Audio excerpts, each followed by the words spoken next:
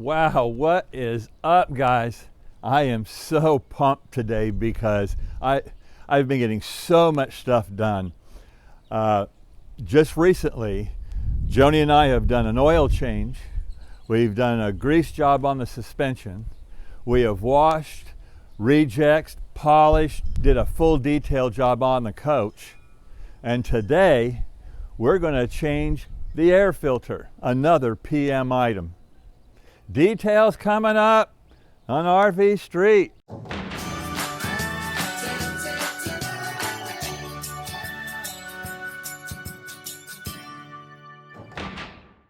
Okay, so let's get right to it. Before we actually go there and install the air filter, I want to give a little background. Changing the air filter is an important PM item. Ford recommends every 30,000 miles, 3 years. Not me.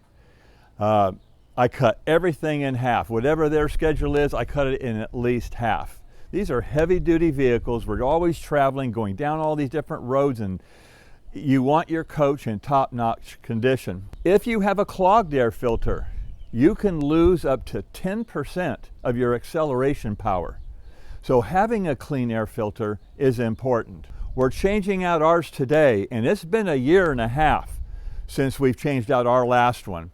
It's going to depend on how often you change yours by your driving conditions. So if you are traveling in areas like maybe Arizona, New Mexico, or any other places where it's heavily dusty and dirty and all that, your schedule to change your air filter is going to be a lot quicker.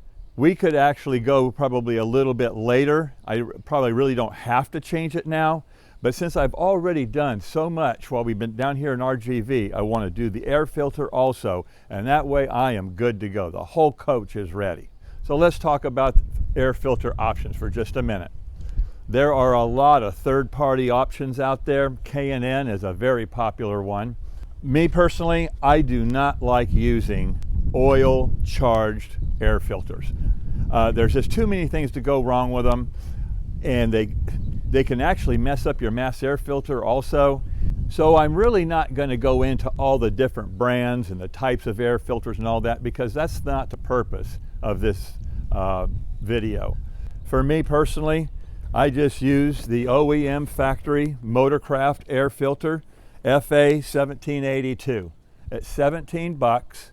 This filter here is used on multiple years. This is a proven air filter. And this is what it looks like. But anyway, let's get started and install this baby, because there's a couple of tips I'm going to show you on how to actually get access to the air filter compartment.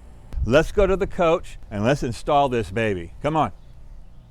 All right, so here we go. First thing we're going to do on our coach, we have two latches right here, and we're going to open up the hood. If you remember a couple of weeks ago when we did the oil change and we were adding new oil, that area is here. And across here is where you check the oil, the dipstick. And in between these two is the air filter box. Now I want to talk to you just for a moment about the air filter box. If you notice right here on the front, we have a diagram of the serpentine belt. This is the actual way that you would thread a new serpentine belt. So be sure to look on your coach if you get to the point where you need to change your main belt, which we have done also. You got the diagram right there. Now if you'll notice on this air box, there are 2 points of entry. You have an intake here with a wide mouth intake, and then you have one directly in front with a more narrow intake. The problem with this is that this round bellow type fitting, there was a one here in the front also. It was a little bit smaller diameter, but look what happened when you had the coach, actually the hood down, and you see that billows, that little intake was right there between this big old gap. And the problem with that is that when you're driving along in driving rain, that rain would hit here and shoot right up into this area here and into the air box. Now this wasn't a design flaw of Ford. Ford just delivered the chassis to Winnebago. Winnebago put the box on top, and Winnebago left that big gap there, and that caused that problem. But the problem was easily solved. What I did is I sawed off right back in here this little narrow piece. I sawed it off flush, and I put a little rubber adapter and a 90-degree piece of PVC. And so now it's still getting the same amount of air intake, but it's not getting water that's hitting and splashing in.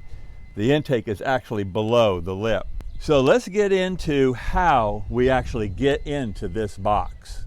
Looking at this box from the outside, you would think, oh, okay, all we got to do is just do these 3 little latches and this thing will lift right off, right? No, not right. Because directly behind this latch, this one, and this one, behind here, you have a clip. It's not actually a clip. It's a little tab with a slot in it, and then you have this top piece has a little male part that goes like that. So you have to actually lift this up and push back and get them out of that slot, and then it'll raise. See those 3 slots? Those 3 slots slide on a tab that sticks right here. So you have to unlatch, lift up a little bit, and push back and get them out of those slots. And now you have access to the air filter. You simply reach in and pull out the old air filter, just like that. And here's the old air filter.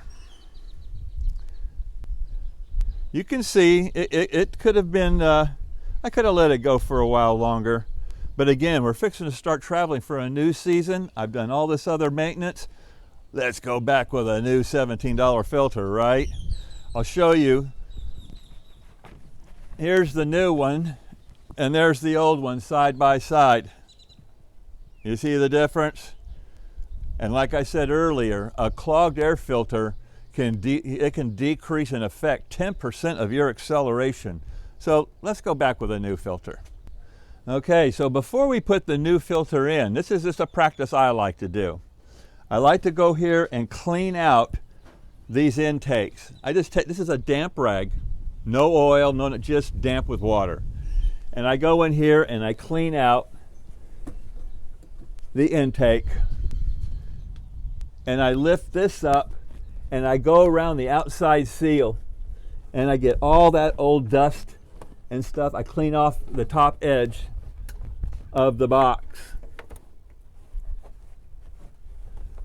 And then I take the rag inside the box.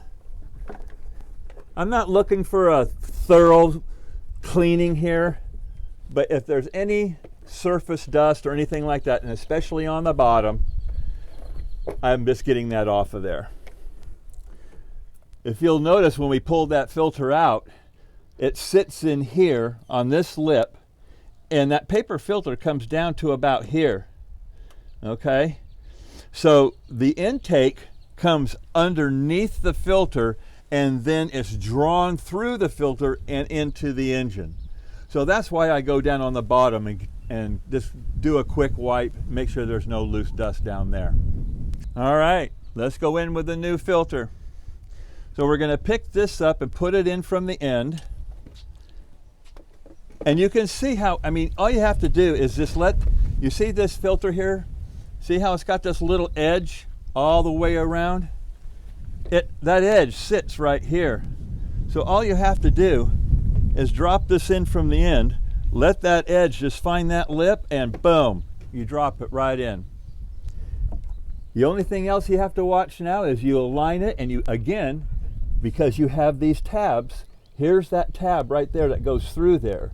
So you have to lift up, push back, let it get into those tabs, and it'll lock down. The only other thing you need to watch for when you're putting in the top is you want to make sure that you don't end up crimping the gasket. that would be really hard to do. But just pay attention that when you're fitting the lid back onto the bottom part, that you're not crimping or pushing a corner in or anything like that. Now, one thing you can check when you're putting the lid back on, you may be thinking to yourself, you know, Martin, I don't know if I have got that on there good. Is it in those tabs? Well, here's a really easy way to check it. Can you lift it up? And the answer is no. And the reason you can't lift it up is because all three of those tabs are locked into those pieces back there. Once you've put that lid, you push it back, bring it forward, and it drops down. That's how you can check that it's locked. Then you just go ahead and latch down those three latches on the front. You're good to go. Installation of a new air filter. So there you have it.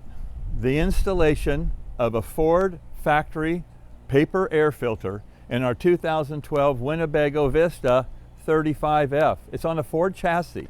This air filter, like I said, is used over multiple years of F53 chassis.